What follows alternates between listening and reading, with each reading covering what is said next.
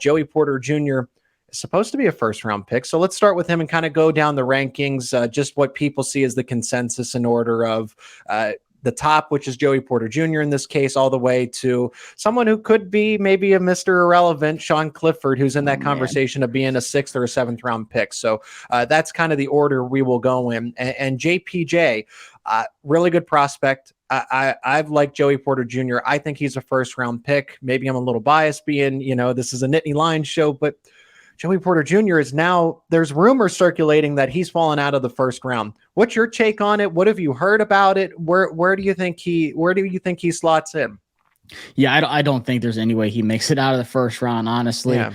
There's a lot of pros with Joey Porter Jr. There is some cons that I'll mention. I think a guy like Keely Ringo is the guy who'd really would fall out the first round, but I don't think there's a way he gets past the Pittsburgh Steelers at 17. And honestly, that's my favorite spot for him. Not because his dad played there, but when you think about, a Mike Tomlin led team with that physical, it plays a lot of man defense. I think that's where Joey Porter Jr. really thrives, where you can put hands on your wide receiver 1, wide receiver 2, doesn't matter. But early in their release, press them at the line, kind of get them off, just jam them, and then just be able to run stride for stride with their wide receiver. The times where he does struggle, and it's not often because he doesn't get targeted that much. Right. It's more like when he's off, whether it's soft press or kind of like a bail or maybe in the zone a little bit where he has space and he can't really, turn his hips as well as Christian Gonzalez or Devin Witherspoon, who are the top 2 corners for me. I think Joey Porter Jr. is right there at number 3. There's just a couple little things. Then you also look at the ball production. That's been an issue for him. He's more of a hand fighter, kind of a physical. He causes a lot of incompletions, which is great. He had 12 last year and he didn't even get to play a full season. But you want to see that ball production that a guy like Jair Brown had in college really translate to the next level. So that's where maybe a team's like, he only had 2 interceptions in the 3 years at Penn State. We want to see a little bit more. And then even at the pro day, there was a couple times where he was dropping some easy interceptions and stuff like that.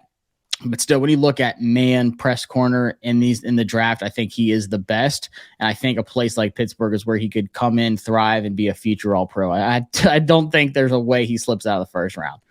Yeah, I mean, even still, if he does slide past day 1, the Steelers are there at 32. Yeah. And we know that the Dolphins don't have a pick. So that's technically, if we're splitting hairs, right, that's still the end of the first round, even though it's the beginning of day 2, pick 32 that the Steelers got from the Chicago Bears.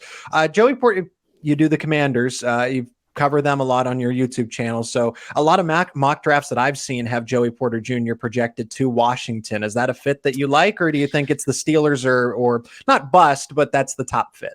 So it's funny because this has been such a hot topic, especially lately, because I said a month ago, I said, I just don't see it.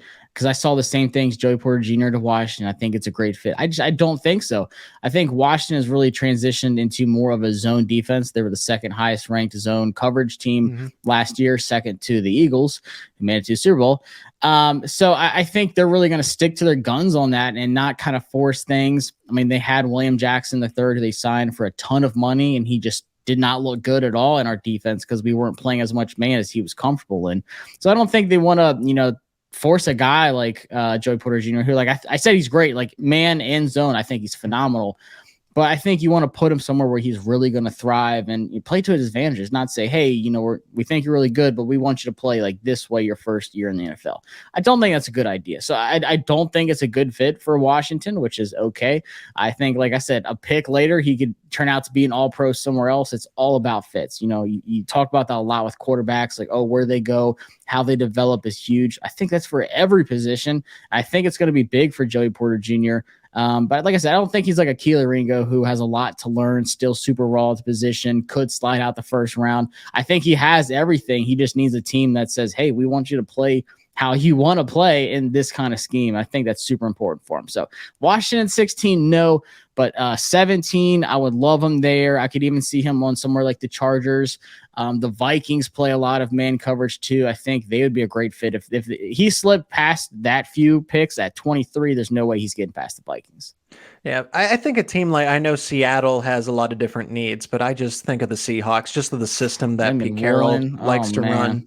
If Joey Porter Jr., if the Seahawks happen to trade back into a position where it makes sense, then, I mean, that's honestly, yes, the Steelers. Steelers. I am a Steelers fan, but I'm not going to. I think Mike Tomlin, that relationship does make a lot of sense. But the way that the Seattle Seahawks use cornerbacks, I think Joey Porter Jr., honestly, if we're just being genuine and not even about, well, where are they getting value? No, in terms of how they use players, Joey Porter Jr. makes a lot of sense there.